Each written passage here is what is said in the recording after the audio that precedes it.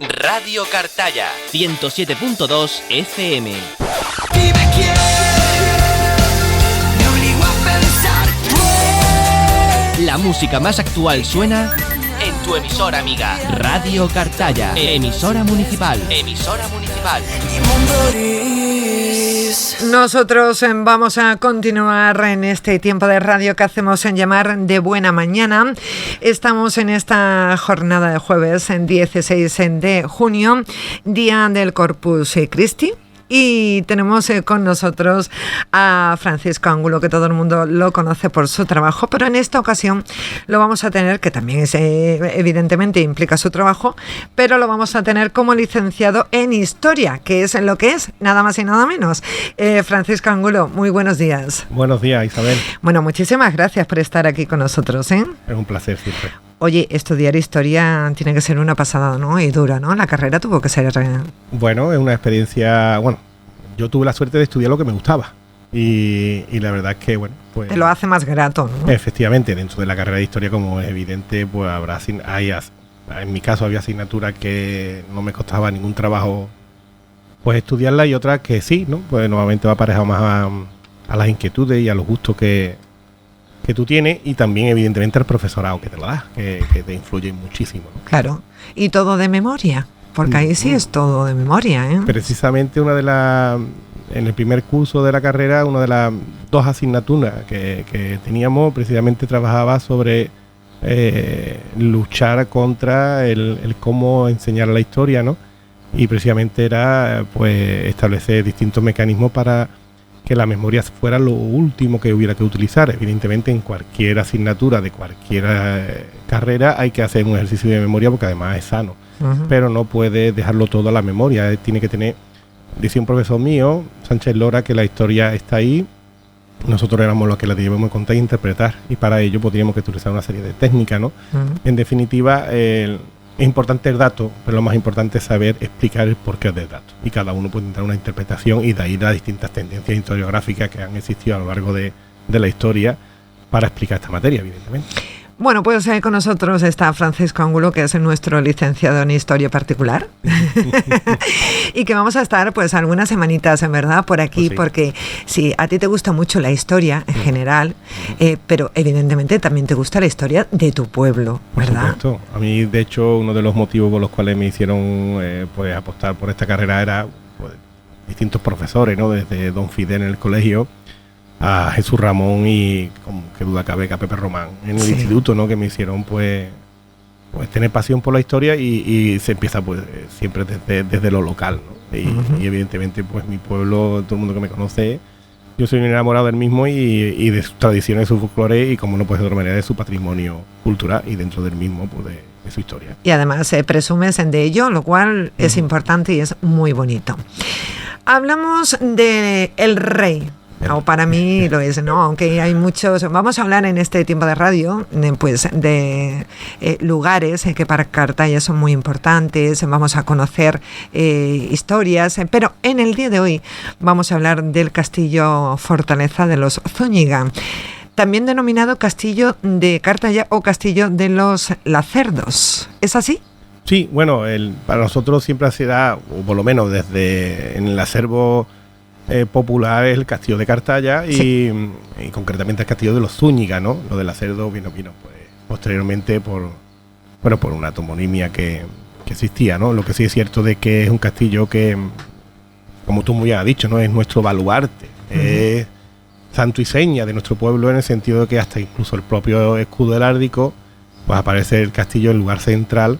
De ahí que denote la importancia que este edificio tiene para nuestra población, ¿no?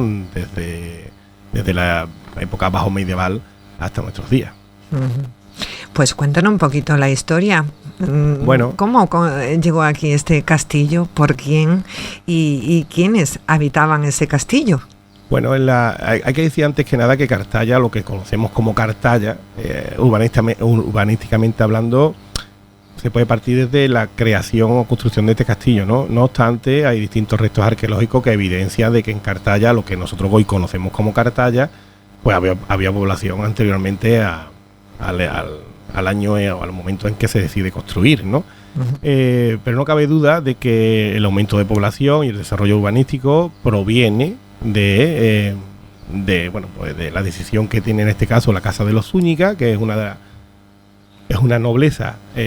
Los Zúñiga es una familia nobiliaria que en aquel entonces era una familia de espada joven, quiere decir que eran nobles no hacía mucho tiempo y que tenían mucha fuerza dentro del reino de Castilla, porque eran ricos y avalaban con dinero y sus capitales las campañas de guerra que tenía los infantes y los reyes de Castilla.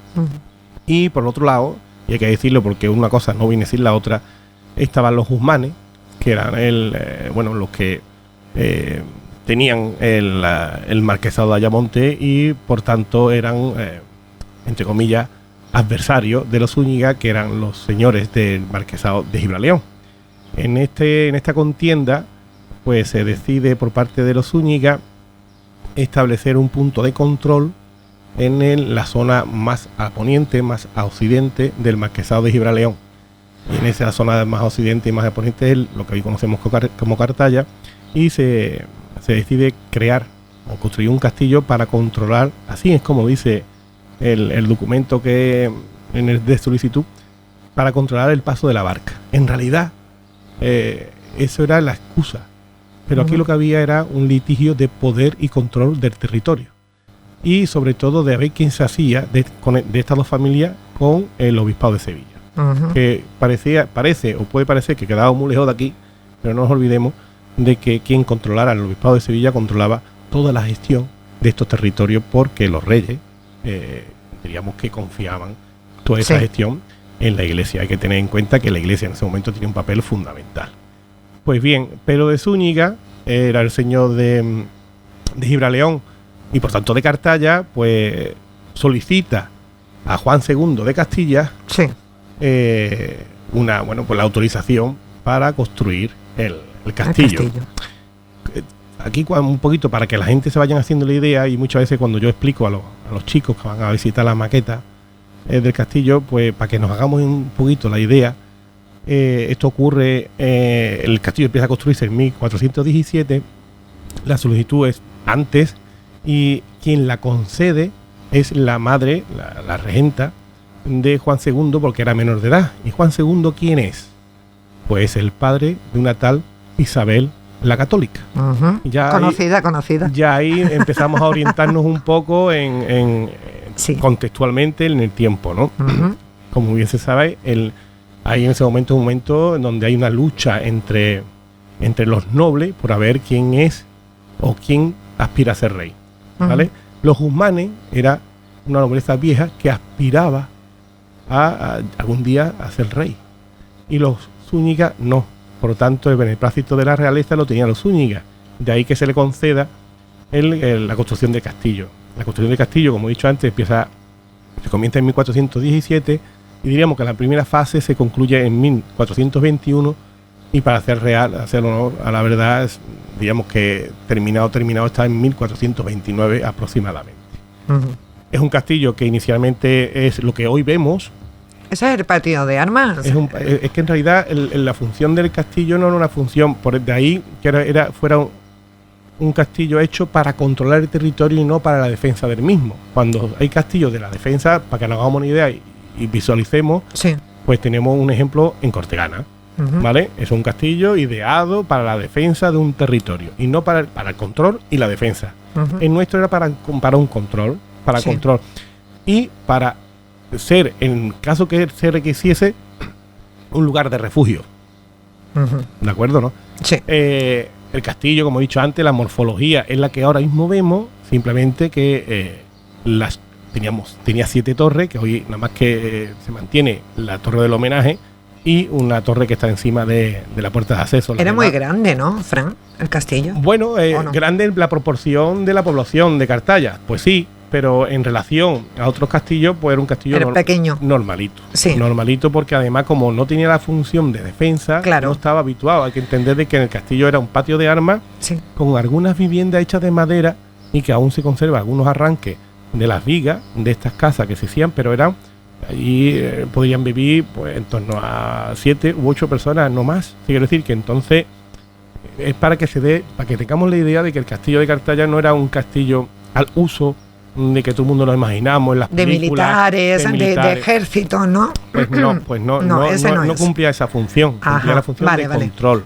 De hecho, el único episodio bélico que existió fue con la Guerra de Independencia de Portugal y España, allá por 1662, si no me equivoco. Pues una de las incursiones que hace el ejército portugués es el único episodio bélico que hay, ¿no? Y como anécdota siempre lo cuento, ¿no? O sea, se hace un castillo que supuestamente es para guerrear y nada más que tiene un episodio bélico donde realmente hay una guerra y que además no hay uso de armas, porque en esta entrada del ejército portugués, que entra por el Andévalo y va arrasando, diríamos, lo que se haría en época musulmana, como se conocía como la racia, pues lo hacían también los portugueses y entraban en plan, para que lo entendamos, como entraban los vikingos, entraban las poblaciones, saqueaban y se iban, no ocupaban, y entran por el Andévalo, llegan a Niebla y de Niebla vienen costeando y llegan a Cartaya. Y en Cartaya el pueblo se refugia en el castillo y el castillo se asedia y el capitán del ejército portugués llega a un acuerdo con el alcaide del castillo, que es una de las figuras importantes dentro del castillo, los alcaides, que son los que gobiernan el castillo y que están delegados directamente por el marqués. Llega a un acuerdo en la entrega de 10.000 maravedíes para liberar la población. En ese momento en Cartaya pues se juntó entre la población 5.000 maravedíes y en los otros 5.000 maravedíes no se pudieron pagar, y de fianza fue el propio alcaide el que se brindó y se fue con el ejército portugués. Nunca más se supo de este alcaide. ¡Qué curioso! Y ese es el único episodio bélico que tiene el castillo, ¿no? ¿Sabemos el nombre del alcaide? Ahora mismo no lo recuerdo. A mí me ha cogido lo diremos. Me ha cogido un poquillo fuera. O sea, salvó a toda la población. Efectivamente. Pero en realidad los portugueses o el ejército portugués, o como se dice en los documentos, el portugués, cuando en los documentos curiosamente no hablan de ejército nada, sino hablaba de cuando entró el portugués. Realmente ellos no tienen la intención ninguna de ocupar el pueblo, porque no tenían suficiente ejército o las condiciones idóneas para poder ocupar, ¿no? Simplemente llegaban, arrasaban y se iban, ¿no? Y en Cartaya, te digo, ese ha sido el único episodio que ha existido. De hecho, fruto paralelamente a esta época es cuando se hace la segunda ampliación del castillo, ¿no? Esa ampliación se puede ver perfectamente en la maqueta que tenemos en el Centro Cultural. Fantástica, por cierto. Que con motivo del 600 aniversario del castillo se realizó aquella exposición magna que se hizo, ¿no? Sí. Y se hizo esa maqueta por parte de Paco Villegas, con la asesoría de Antonio Suardía, de Juan Villegas, de Pepe Román y de todos los historiadores vinculados a Cartaya. Pues se puede ver perfectamente la ampliación que se hace, y se hace precisamente porque hay un cambio de uso en cuanto a la guerra en sí, ¿no? El castillo, cuando se construye, principalmente las armas que se utilizaban eran lanzas, espadas, flechas, y ya alrededor del siglo XVII pues la artillería ya tenía un peso bastante importante, ¿no? Y de hecho esa ampliación se hace con una barbacana, una falsa braga, para que todo el mundo me entienda, un antemuro alrededor del castillo con 2 puntas de diamante hechas en terraplén, o sea, inclinada para poder combatir a la artillería, ¿no? Eso existió hasta el siglo XIX, porque el castillo nuestro, tenemos que estar muy orgullosos de que sea el único castillo, la única fortaleza que permanece en pie después de más de 600 años. Y permanece en pie gracias al uso que ha tenido, ¿no? Que no siempre ha tenido un uso. Pero esa parte que se ha perdido, era fruto de lo que ocurría durante toda esta época, y era que como no había un concepto de patrimonio y de la importancia del patrimonio, de legarlo a las siguientes generaciones, pues los ciudadanos cogían el material de este edificio, o como de otros edificios que se hicieron en la provincia de Huelva, y lo reutilizaban para la construcción de sus viviendas. Es curioso porque en algunas viviendas de Cartaya antiguas del siglo XVIII, siglo XIX, aún permanecen tapiales, el material de que está hecho el castillo, en la base, en el arranque de sus casas, de los muros de sus casas. Por lo tanto, eso demuestra de de que, bueno, pues era uno de los usos habituales el que ante un edificio que ya no tenía la función de guerrear ni de control, sino un edificio que había quedado ahí medio en el olvido, pues la gente, con el permiso evidentemente del consejo, en este caso del ayuntamiento, para que lo entendamos, pues cogían y compraban parte de ese material y lo reutilizaban. Bueno, digo compraban en el mejor de los casos, en muchos de los casos seguramente lo cogerían prestado, ¿no? Y de hecho hay pruebas, ¿no? Así es. Qué maravilla conocer la historia de nuestro pueblo y conocer la historia de nuestro castillo, que actualmente, Fran, evidentemente está protegido, ¿verdad? Así es. Uno de los decretos que se sacó durante la época franquista fue, pues proteger, curiosamente, pues evidentemente Franco era militar y quería proteger los distintos baluartes que habían quedado después de la guerra civil, ¿no?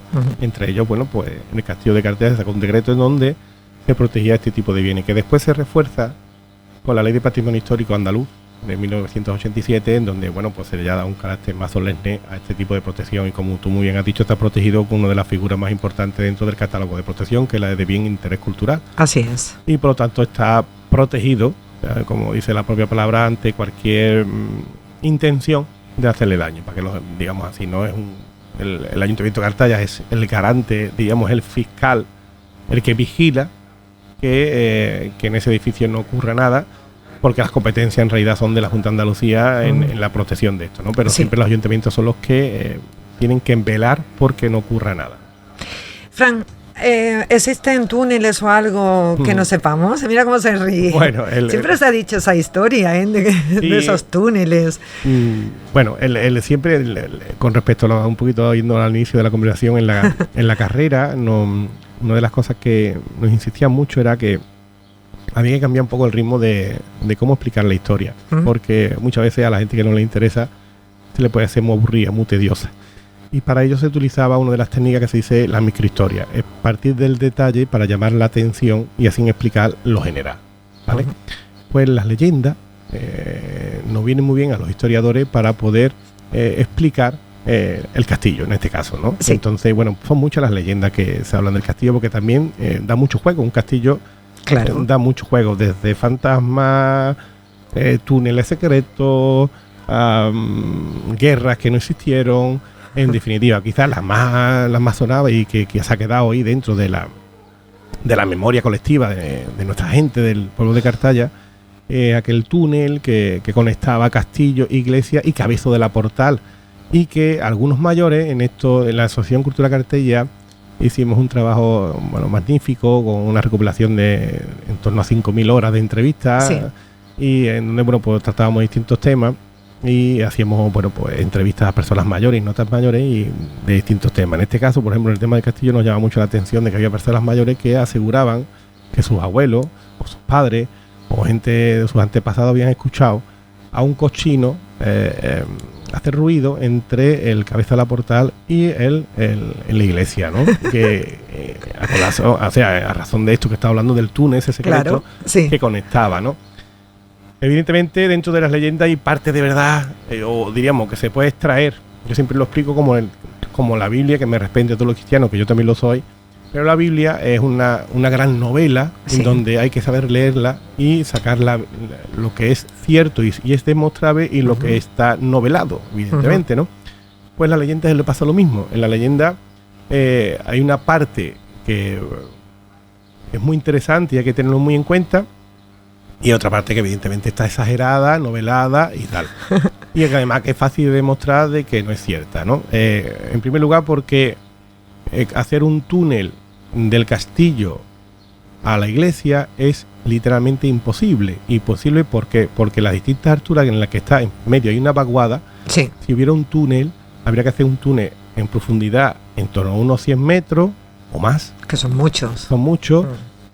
Y después conectarlo con la iglesia. Si a eso le añadimos que el nivel freático, para aquellos que no sepan lo que es el nivel freático, es el nivel donde una vez que tú empiezas a escarbar aparece el agua en el castillo, y fruto de que está muy cerca de la ribera, pues canta el agua en torno a unos 15 metros aproximadamente, pues ya con eso ya creo que tienen la suficiente explicación para saber que era inviable, ¿no? ¡Qué decepción! Que era inviable. Lo que sí es, y es por qué la gente lo cuenta. ¿Por qué hay esa leyenda? Pues mira, los historiadores tenemos una posición al respecto.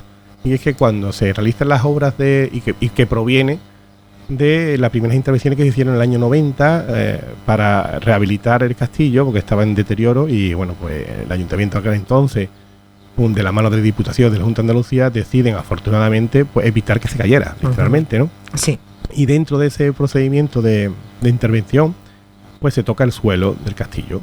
Y en el suelo del castillo nos encontramos con un silo, para que lo entendamos todo el mundo, un agujero hecho en el suelo, en donde era el lugar donde se depositaba la basura. Claro, para los arqueólogos esto es mejor que conseguir cualquier anillo de oro, porque en realidad ahí te está diciendo los hábitos de las personas que vivían allí. Exactamente, porque si tú quieres saber qué es lo que come Isabel, pues vete a la basura, al contenedor. O qué usos tiene, ¿no? O qué pintura utiliza para las uñas. Pues la mejor información, un arqueólogo siempre te va a decir que lo mejor que se puede encontrar en un yacimiento arqueológico precisamente es donde volcaban la basura, ¿no? Porque te va a decir el cómo vivían, ¿no? Sí. Pues en el castillo de Cartaya pues se encuentra un silo en donde, bueno, pues se encuentran muchos restos.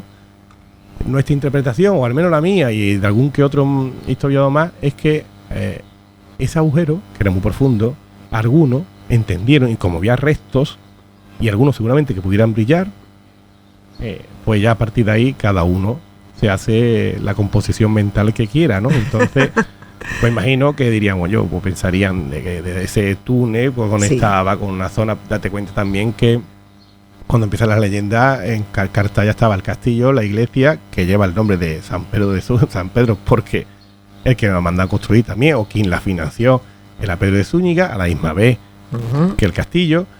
Y en esa intención de engrandecer al Señor, pues seguramente hay que tener una visión de que estaba el castillo, la iglesia y varias manzanitas de casa y poco más.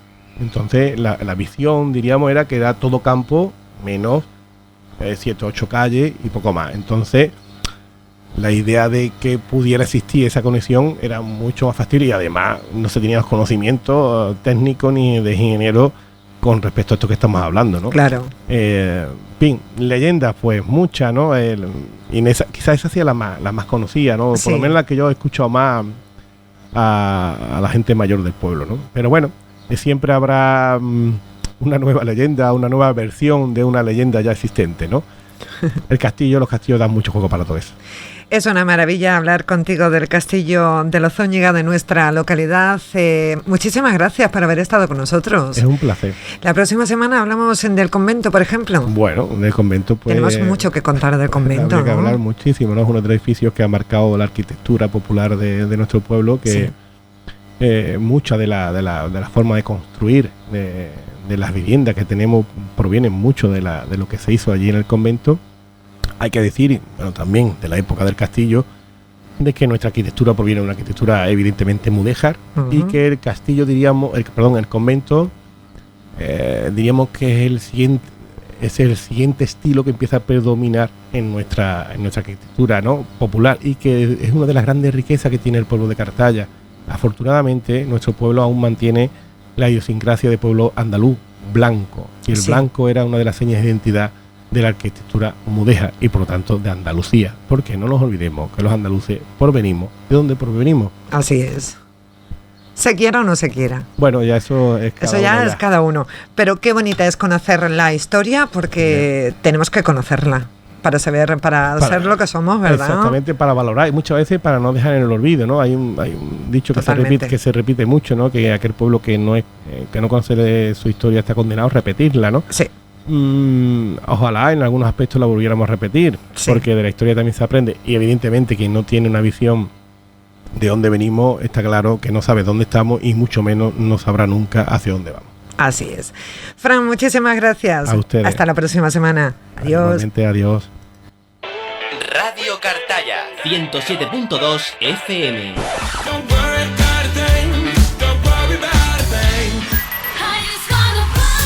La música más actual suena en tu emisora amiga. Radio Cartaya, emisora municipal. Emisora municipal.